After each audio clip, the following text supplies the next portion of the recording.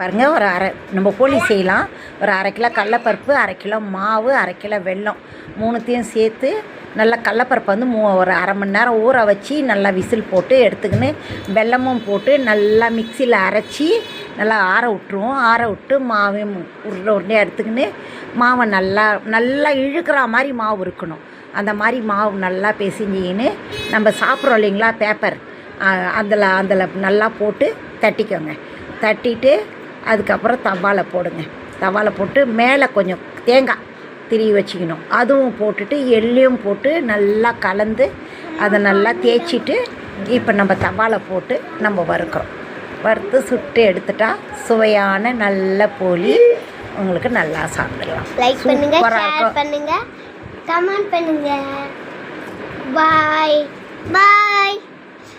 டாடா பண்ணுங்க. அப்போ வாங்க.